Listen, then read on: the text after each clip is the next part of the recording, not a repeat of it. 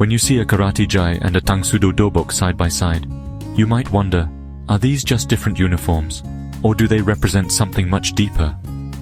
At first glance, the differences might seem superficial, just a matter of style or tradition. But as any dedicated martial artist will tell you, the uniform is just the surface.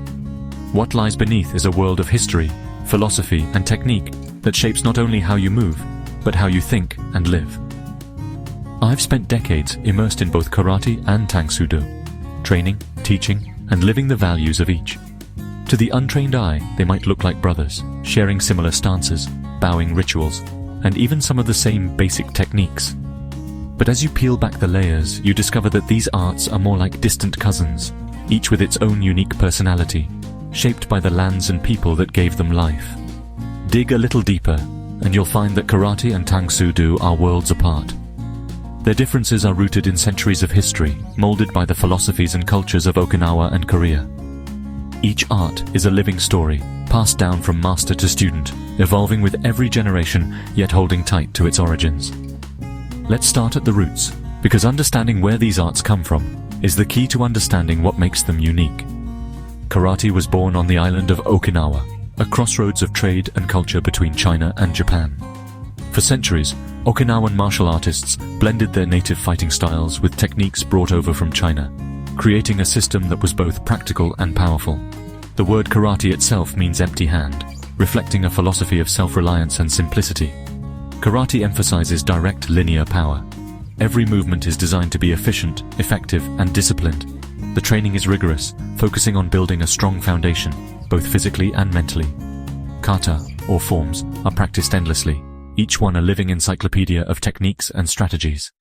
Meanwhile, Tang Soo Do emerged in Korea during a time of national upheaval and cultural revival.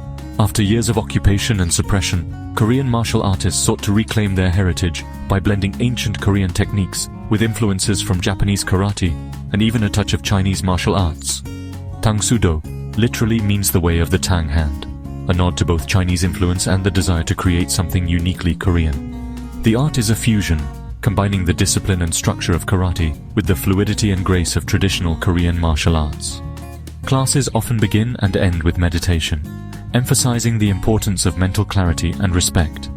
Now, let's talk about technique, because this is where the differences really start to show. Both arts teach you how to punch, kick, block, and move, but the way they approach these basics is shaped by their unique philosophies. In karate, you'll find yourself rooted in deep, grounded stances, like Zenkutsu Dachi, the front stance. These stances are low and powerful, designed to give you a solid base from which to generate force. The idea is to be immovable, to stand your ground and deliver strikes with maximum efficiency. Every movement in karate is about channeling energy from the ground, through your hips, and out through your fists or feet. Tang Soo Do, on the other hand, prefers higher, more upright stances. This gives practitioners greater mobility, allowing them to move quickly and adapt to changing situations. The stances are less about rooting yourself to the spot, and more about being ready to flow, to redirect, to spin and kick with grace.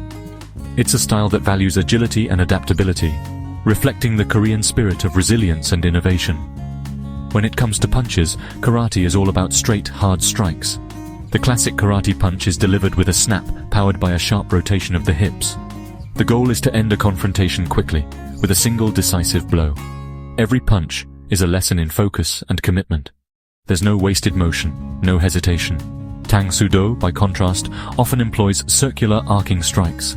These techniques are designed to flow around an opponent's guard, using redirection and momentum to create openings. The hand techniques in Tang Soo Do are a blend of hard and soft, linear and circular, reflecting the art's hybrid origins.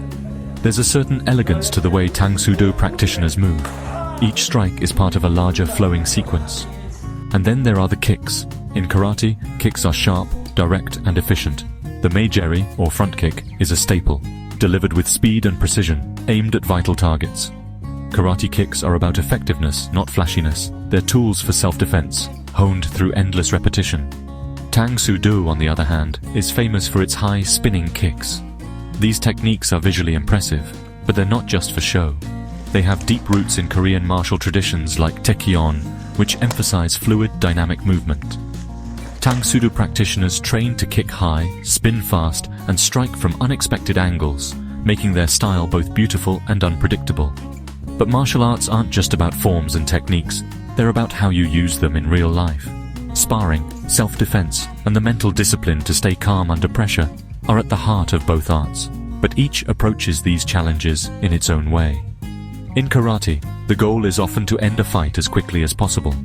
The emphasis is on a solid base, decisive strikes, and overwhelming force. Karateka train to break boards, shatter targets, and deliver blows that leave no doubt about their effectiveness. The mindset is one of focus and determination. When you commit to a technique, you follow through with everything you have. Tang Soo, meanwhile, is more about flow and redirection. Practitioners learn to use an opponent's energy against them, blending hard and soft techniques to create a dynamic, adaptable style. Partner drills often focus on timing, distance, and the ability to change direction in an instant.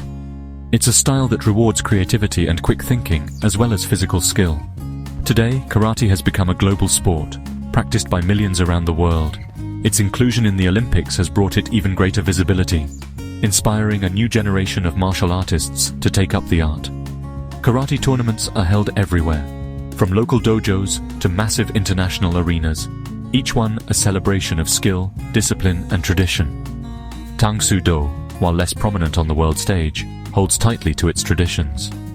Organizations like the World Tang Soo Association work tirelessly to preserve the art's heritage, emphasizing respect, humility, and the importance of community. Belt ceremonies are deeply meaningful, marking not just technical progress, but personal growth and commitment to the art. So, which one is right for you? If you're drawn to structure, power, and a deep sense of tradition, karate might be your calling. It's an art that demands discipline and rewards perseverance, offering a clear path from beginner to master. If you crave graceful kicks, dynamic movement, and a uniquely Korean perspective, Tang Soo could be your path. It's an art that celebrates creativity, adaptability, and the beauty of motion, all while grounding you in centuries of tradition. But no matter which path you choose, the true heart of martial arts is the same. Respect for your teachers, humility in your practice, and a lifelong commitment to self-improvement. Both karate and Tang Soo offer more than just physical skills. They teach you how to face challenges, overcome obstacles, and grow as a person. So, I want to hear from you. Do you practice karate, Tang Soo, or maybe both? What drew you to your art, and what have you learned along the way? Share your story in the comments, and don't forget to subscribe for more deep dives into the world of martial arts. The journey is just beginning.